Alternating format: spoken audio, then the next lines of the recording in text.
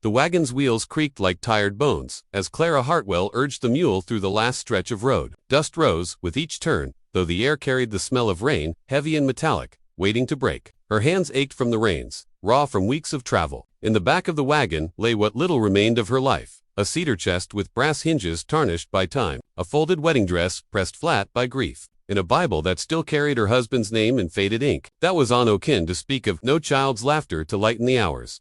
The town appeared suddenly, crouched against the horizon, more shadows than substance in the dimming light. Lanterns glimmered in a few windows, weak against the storm rolling down from the high ridges. Clara felt the prickle of eyes upon her as she passed the saloon and the general store. Men leaned against posts, their hats tilted low, their whispers sharp. Women drew their children close, as though sorrow might be a contagion carried in her skirts. No hand lifted in welcome. No door opened. She pressed on. Each creak of the wagon seemed to echo her own emptiness. By the time the mule stumbled to a stop at the edge of town, the first drops of rain struck the dust, making dark, spreading spots that smelled of earth and thunder. Ahead, across a long stretch of pale grass, she saw the outline of a ranch house against the rising storm. Jonas Hale's name had been spoken to her in town, though not kindly. A man alone, scarred by war, whose land brushed too close to the hunting paths of the tribes. He was described as hard, silent, a figure who belonged more to stone than to flesh. Still, a roof was a roof, and Clara had nowhere else to go. The ride to his ranch was a slow,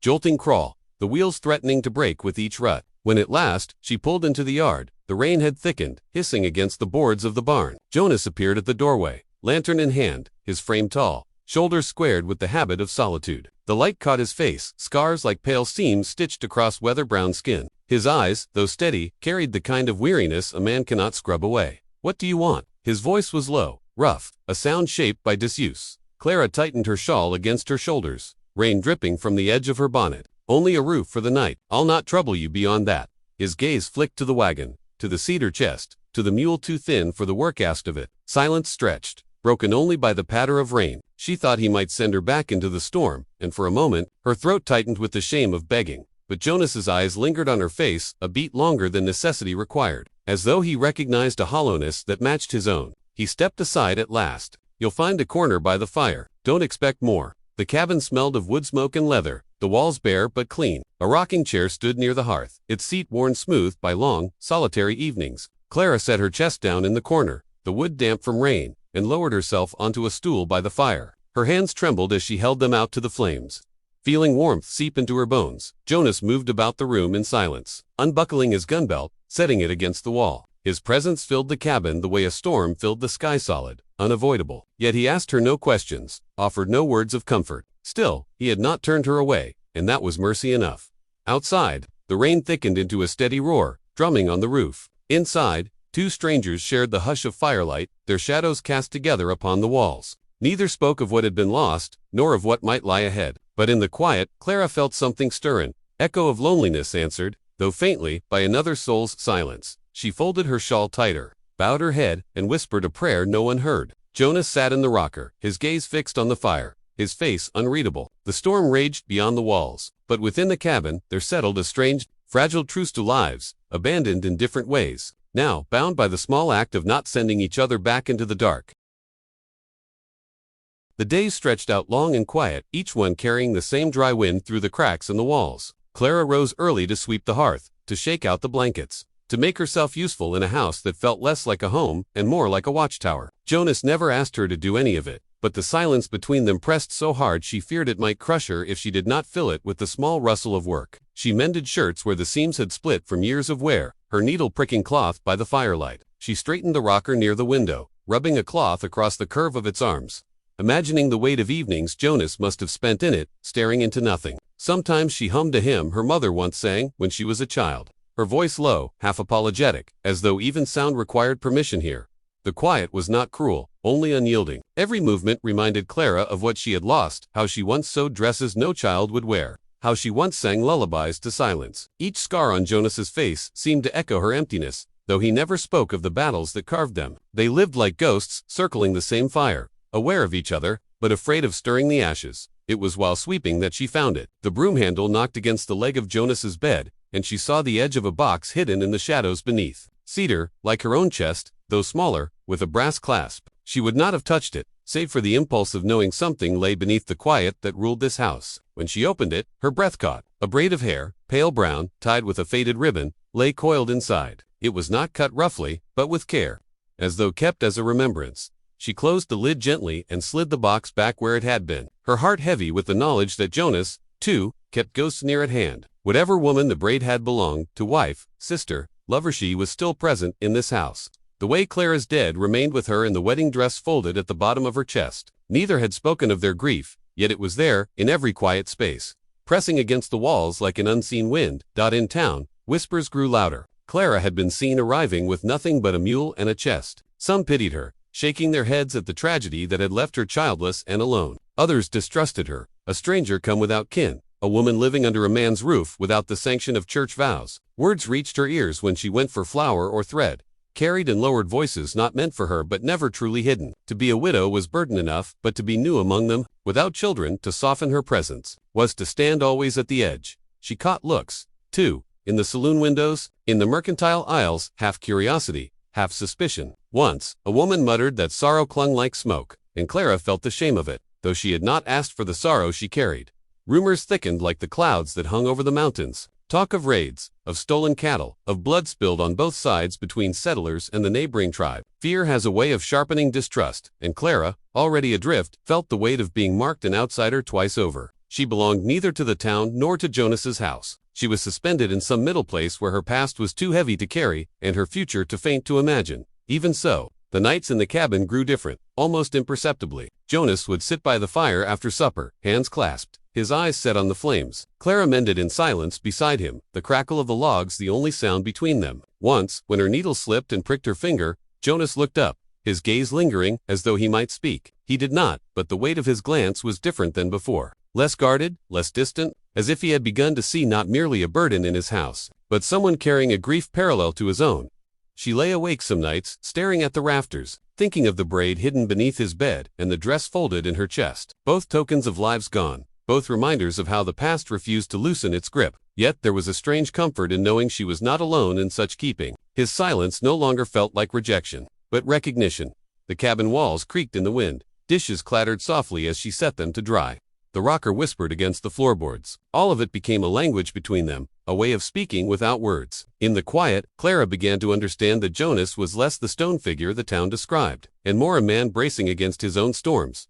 And in that understanding, faint as the first light before dawn, the seed of companionship took root, not spoken, not yet trusted, but present. Two mourners beneath one roof, no longer entirely alone. The storm announced itself first in the air. By mid-afternoon, the sky had turned a strange green-gray, heavy with a silence that made the cattle restless and the mule paw at the ground. Clara stood at the window, shawl gathered tight about her shoulders, watching the horizon. The ridges were already swallowed by rolling clouds, dark as iron, streaked with veins of white fire. She thought of how storms could cleanse, or destroy, or both at once. By the time the first clap of thunder shook the valley, Jonas had already pulled tools and feed into the barn. The wind carried dust and grit in wild eddies across the yard, lashing her skirts as she hurried to carry what she could indoors. Rain fell sudden and hard, hammering the roof like stones, slipping down the boards in narrow rivulets. It was then she saw him, a boy darting across the yard, hair plastered to his brow, feet bare and cut from the gravel. He disappeared into the barn, vanishing like a shadow swallowed by the storm. Clara gasped, her hand rising to her mouth, but Jonas caught the movement, his eyes narrowing. He pulled his rifle from the wall, though he did not lift it. When they entered the barn, the lantern light found him huddled near the hay,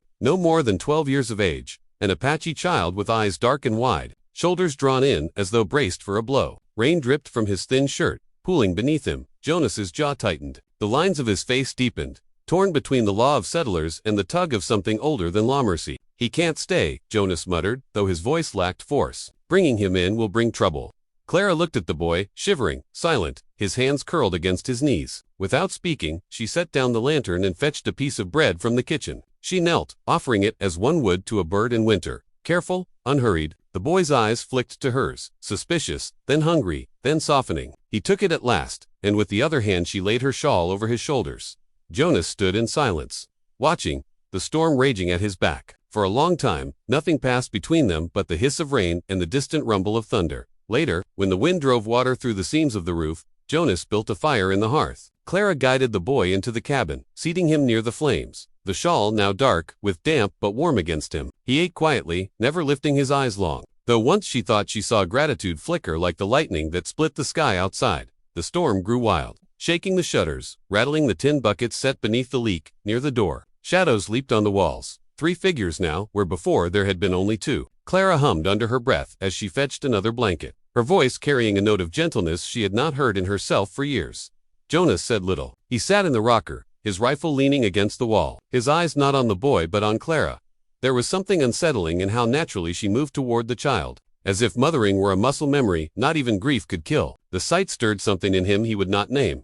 When at last the boy slept, curled on the rug before the fire, Clara lingered at his side, smoothing the shawl, brushing damp hair from his forehead. She felt her chest ache not with sorrow alone, but with the memory of how it felt to care for someone without calculation or fear. It frightened her, yet it steadied her, too. That night, when she lay down in her corner, sleep brought her a dream. Children's laughter filled the cabin, bright and tumbling, so real she reached out her hand to catch it, but she awoke to the steady drip of water in the bucket, the smell of wet earth heavy in the air. The dream broke like glass, and she wept quietly into her hands. The sound nearly lost in the storm. Jonas stirred in the other room. He heard her, though he did not rise. His eyes stayed open long after, fixed on the rafters, listening to her muffled sobs, the boy's even breathing, and the thunder rolling away into the dark. He said nothing, but in the silence that followed, something shifted in him like dry ground, drinking the first drops of rain. The storm passed, but its echo lingered in the house. The boy remained, rising early with Clara to gather wood, fetching water from the creek with careful steps, his silence steady as a shadow. He spoke little, though sometimes he would glance toward the horizon with an expression that held both longing and fear. Jonas never asked his name, and the boy never offered it. Yet he stayed, and the days fell into a rhythm, uneasy but not without a fragile thread of peace. That thread soon frayed. Riders came by the ranch, faces set hard beneath the brims of their hats, voices sharpened by suspicion. They leaned from their saddles, calling out to Jonas in tones that left no room for kindness. "Word is you've taken in one of them," a man spat, hand never straying far from the rifle at his thigh. "Ain't wise to shelter the enemy. Best send him back to where he belongs." Jonas stood with his arms crossed, jaw clenched, his eyes unreadable. He gave no answer, and his silence only deepened their distrust. Clara, heart hammering, stepped forward before she could think better of it. Her voice wavered, yet she forced the words out. "He's only a child. There's no threat in him." The men turned their gaze on her, their scorn sharp as a whip. She faltered beneath it, but did not withdraw. Jonas said nothing, though when the riders left, dust rising in their wake, Clara saw how his hand lingered near the butt of his rifle. His silence had spoken for them. Both he would not turn the boy out. Inside the cabin, the air grew heavy, charged with tension neither storm nor fire could dispel. Jonas moved through the rooms with the measured pace of a man, bracing himself against a world that might come breaking through his door at any moment. Clara felt the weight of her own inadequacy, pressed down harder. She could not give him children, not fill the silence of his house with laughter that was his by blood. Yet here she was, cradling a life not her own, setting food before the boy, brushing mud from his feet, tucking the shawl closer about his shoulders. Each act both comforted and condemned her, reminding her of what she could never bear, yet what she still might give. Jonas, for his part, found himself split in two. Part of him longed for the quiet that had once been his companion, the simple rhythm of land and cattle, unbroken by voices or fragile bonds. The other part, though, could not ignore the way Clara's presence softened the cabin's edges, or the way the boy's steady breathing filled the night with something that felt almost like belonging. That hope cut deep, raw as an old scar reopened. The days drew longer, and whispers in town grew louder. Clara could feel it each time she rode in for flour, or Nails the glance over a shoulder, the way voices hushed when she stepped into a store. She carried it back with her, like grit in her shawl. The boy noticed too, though he said nothing. His silence carried a wisdom older than his years. Then, one evening, the riders returned. This time, their leader dismounted, rifle in hand, the butt sunk deep in the mud as though planted there like a stake. His eyes burned with a kind of righteousness that left no room for mercy. "Keep your house clean, Hale," he said. "We won't warn you again." The words hung in the dusk like smoke. Clara's stomach knotted, and she clutched the edge of her shawl until her knuckles ached. Jonas did not flinch, did not reach for his weapon. He only stood, shoulders squared, eyes steady. His silence was a wall, impenetrable, a vow unspoken. When the men rode off, Clara turned to him, searching his face. For the first time, she saw not just the scars of battles fought long ago, but the shape of a promise. He would not yield her, nor the boy, to the cruelty of fear. He would stand, even if it meant standing alone. That night, the cabin felt changed. The fire burned low, the boy slept near the hearth, and Jonas sat in his rocker, the weight of his decision pressing heavy on him. Clara sat nearby, her hands folded in her lap, her eyes lowered. She understood then that healing did not always come in the return of what had been stolen. But in the shelter, one offered to what arrived unexpectedly. The silence between them was no longer empty. It was a shield, drawn tight around three souls, who, for reasons they could not yet name, had chosen to remain under the same roof. The storm that birthed the lightning came and went with little rain, leaving behind a sky that flickered with strange light. At first, Jonas thought nothing of it. The prairie often held its tempests like secrets, loosing them in sudden violence, then retreating into silence. But when the smell of smoke reached the porch, sharp and bitter on the night air, he knew the land itself had caught fire. He was running before Clara called his name. Out in the pasture, flames leaped like wild creatures, driven by the wind. The dry grass caught fast, sending a wall of orange racing toward the barn. The cattle bawled in terror, their shapes black against the inferno. Jonas seized a shovel, slamming earth against the fire line, each strike furious, futile. Clara stumbled after him with a pail of water, the boy behind her carrying another. They threw what they could, the steam hissing uselessly against the blaze. Jonas barked for them to keep low, but the wind shifted, and smoke rolled over them, choking, blinding. Still, they fought. 3 against a monster that did not tire. Clara's shawl slipped from her shoulders as she hauled water again and again, her breath ragged. Her hands blistered against the bucket's iron handle, but she would not stop. Jonas saw her stagger, saw the boy clutch her arm, urging her back, yet she pressed forward with stubborn fire in her eyes. For the first time since he'd known her, she burned with something greater than fierce, unyielding defiance. But her body betrayed her. Mid-stride, she crumpled, the bucket falling, water spilling useless into the dirt. Jonas's heart lurched. He was at her side in a breath, scooping her up, her weight light in his arms. Smoke curled around them, thick as night. His voice tore loose then, not measured, not the silence he had carried for years, but raw, ragged with fear. Don't leave me. Clara, stay with me. His words cracked, desperate, more plea than command. He carried her through the smoke, his eyes stinging, lungs burning. The boy followed close, half lost in the haze, clutching Jonas's coat as though it tethered him to life. They reached the cabin, and Jonas laid her on the bed, her face pale, lips parted in shallow breaths. He fumbled with a cup of water, pressing it to her lips, his hands shaking. The boy hovered near, his small fingers gripping the quilt, wide eyes reflecting both firelight and fear. Outside, the blaze consumed half the pasture before the wind died and the night grew heavy with ash. Jonas fought it back alone, shoulders straining, until the barn was saved and only blackened earth remained. He returned at dawn Suit Street, his shirt torn, his breath harsh as a man who had wrestled the devil and barely stood. Inside, the room glowed dim with the first gray light of morning. Clara stirred, opening her eyes. She found herself not on the hearthrug where she had collapsed, but in Jonas's own bed, his shadow beside her. His hand lay open on the quilt, close enough to touch. She turned her head, weak, and saw his face creased with exhaustion, eyes red not only from smoke.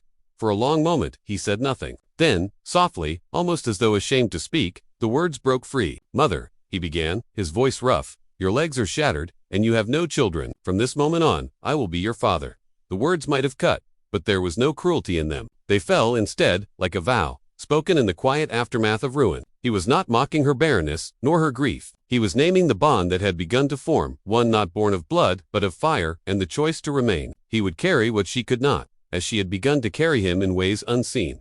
Clara's eyes filled, though she could not speak. She understood then what the fire had burned away, not only the pasture, but the silence that had stood like a wall between them. What remained was something stripped bare, fragile but unbreakable. The boy slept on a blanket near the hearth, his small body curled, safe for the first time in many nights. Clara watched the rise and fall of his breathing, then turned her gaze back to Jonas. He had closed his eyes, leaning back in the chair, as if the weight of his words had left him more weary than the night's battle. She did not move her hand fully to his, but she let her fingers rest near his own, the distance small enough that the warmth could travel across it. She understood now that love could be chosen, shaped not by womb or bloodline, but by fire and the vow of endurance. Outside, the fields lay scorched, blackened scars, against the horizon. But in the cabin, something new had survived the blaze, something that felt like the first tender shoot breaking through the ash. The valley was still beneath a sheet of pale snow when the news came. A trapper rode down from town with fear in his voice, and a wanted poster crumpled in his hand. Silas Crowe's name was printed in heavy ink, the words "harboring an enemy combatant" stamped beneath it. $50 for his capture, dead or alive. Elara stood by the doorway, the cold seeping into her bones as she read it. She didn't need to look at Silas to know what he was thinking. His eyes had gone quiet again, the same stillness she'd seen that first day he let her in. "I'll ride before dark," he said simply. No sense waiting for them to come. Thomas stood by the hearth, his shoulder healed, his pack ready. He'd grown stronger, taller even, but his face still carried the gentleness of boyhood. "They'll kill you if they find you," he said softly. Silas glanced toward the mountains, gray peaks rising like sentinels above the snowfields. "Not if I move fast enough." Elara stepped closer. "And leave me here? You don't belong to this," he said, his voice low. "You deserve peace, Elara, not the road I'm bound for." She wanted to argue, but the words caught in her throat. The truth was he was right, and that was what hurt most. They had shared a fire, a silence, a wound made gentler by each other's hands. But his life had always belonged to the wild, to the ghosts of the high country. When dawn came, she stood in the doorway again, watching him saddle the mare. The air was sharp, the snow soft beneath her boots. Without speaking, she went inside and returned with a coat folded neatly over her arm. A miner's coat, rough and patched, belonging once to the man she'd buried. She held it out to him. "It's mended," she said. "He wore it when the mountain took him. Maybe it'll keep you safe where he wasn't." Silas hesitated, then took it from her hands. The smell of hearth smoke and wool clung to it. He draped it across his shoulders and met her gaze. For a long moment, neither moved.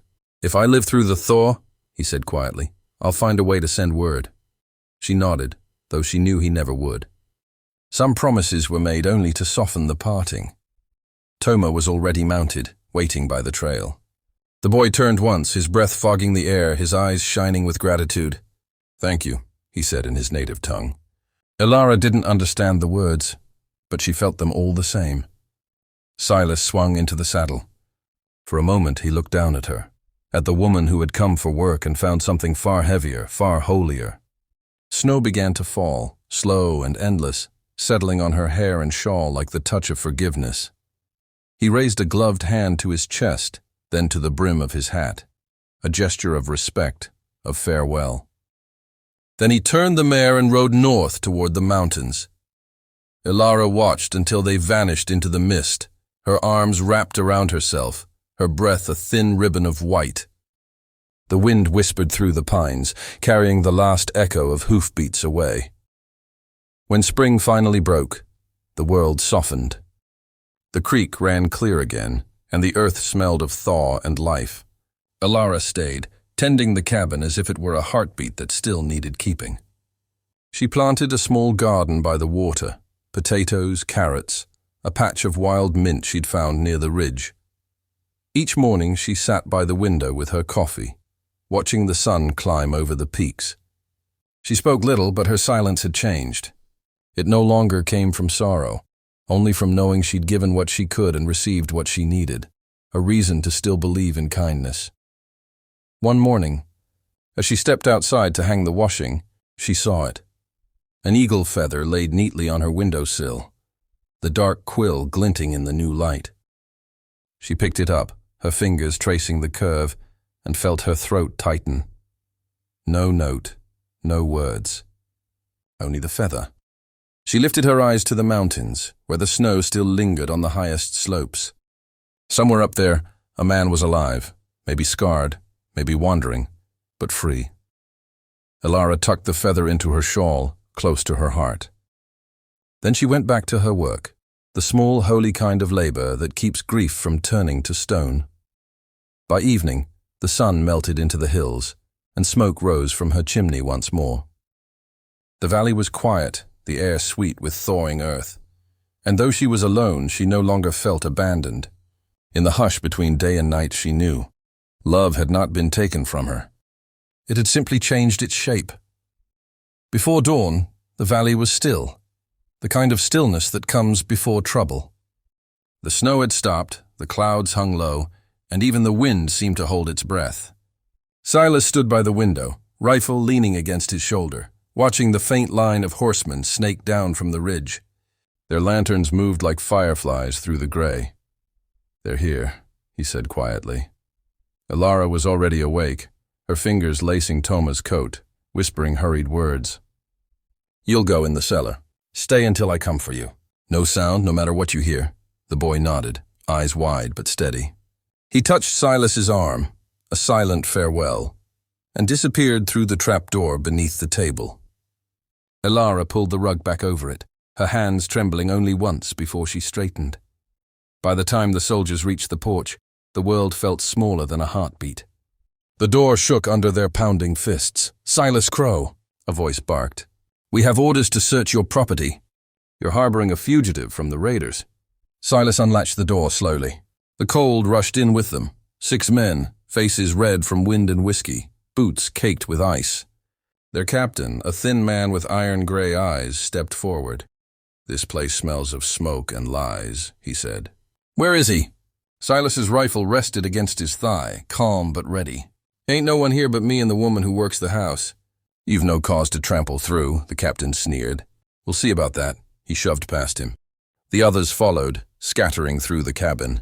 One soldier kicked open the barn doors. Another pushed over the stew pot, splattering broth across the floor. Elara felt her pulse hammer as one of them neared the rug, concealing the trapdoor. She stepped forward. "That's enough," she said, voice firm. The soldier looked her over, the soot on her dress, the braid falling loose from her shoulder, and laughed. "Ain't up to you, lady." "It is," she said, "because there's nothing here but 2 souls too tired to sin anymore." Her words hung in the air. Even Silas looked at her then, not with surprise, but with something like reverence. The soldiers hesitated, the authority in her tone cutting through the noise. The captain spat into the snow. "Fine, we'll look outside." He turned sharply, and his boot struck a lantern by the door. It fell, cracked, and spilled fire across the straw. Within seconds, the barn roared to life. "Get back!" someone shouted. But Silas was already running, the rifle forgotten. "My mare's in there!" Elara's cry followed him into the smoke. She grabbed a bucket, filled it from the trough, and ran after him. Heat slammed her face as she reached the doorway. Silas's figure moved within the inferno, wrestling with the reins of a terrified horse. Flames licked the rafters, groaning with the weight of their own hunger. "Silas!" He didn't look back. The horse reared, half mad with fear. Elara ran in, coughing, her skirt catching embers. Together they hauled the mare toward the door, his hands on the bridle, hers on the halter. Sparks rained like burning snow. They burst into the yard as the roof collapsed behind them, a thunder of sparks lighting the dawn. Silas stumbled to his knees, dragging air into his lungs. The horse trembled beside them, sides heaving, steam rising from her coat. Elara dropped beside him, her hand finding his face. His skin was streaked with soot, his eyes wild with exhaustion and relief. Without thinking, she brushed the ash from his cheek, her fingers trembling. He caught her wrist, not to stop her, but to hold it there, grounding himself in her touch. For a long while, neither spoke. The soldiers, realizing their error, backed away into the pale light, muttering excuses. The captain cast one last look toward the burned ruin, then spat again. "You'll answer for this, Crowe," he said, before turning his horse and riding off. When the sound of hooves faded, silence reclaimed the valley, deep, sacred, unbroken. Silas exhaled, long and unsteady. "You shouldn't have followed me in there." Elara smiled faintly through the soot. "You'd have done the same." He looked at her then, really looked, at the ash in her hair, the burn on her sleeve, the steadiness in her eyes. Something broke loose in him, something that had been locked behind years of guilt and solitude. "Why do you keep fighting for me?" he asked quietly. "Because you'd never ask someone to." The words landed soft as snowfall. He didn't reply. He only reached out, his rough fingers brushing her jaw, tracing a streak of soot across her skin. For the first time, she didn't flinch. Night fell slow and gentle, as if the sky itself pitied them. They sat before the smoldering remains of the barn, wrapped in blankets, the mare standing close for warmth. The fire's glow danced across their faces, no longer violent, but calm, like the heartbeat after a storm. Neither spoke of love. Neither dared. But when Elara leaned her head against his shoulder, Silas did not move away. The wind carried the scent of smoke and pine through the hollow. Somewhere beneath the ashes, the earth still glowed, proof that not all fires destroy. Some burn just enough to remind the living they are still alive. And as the stars returned, pale and unsteady above the mountain, Silas Crowe and Elara sat side by side in silence. Their grief burned down to embers, their hearts lit with something that at last no longer felt like shame.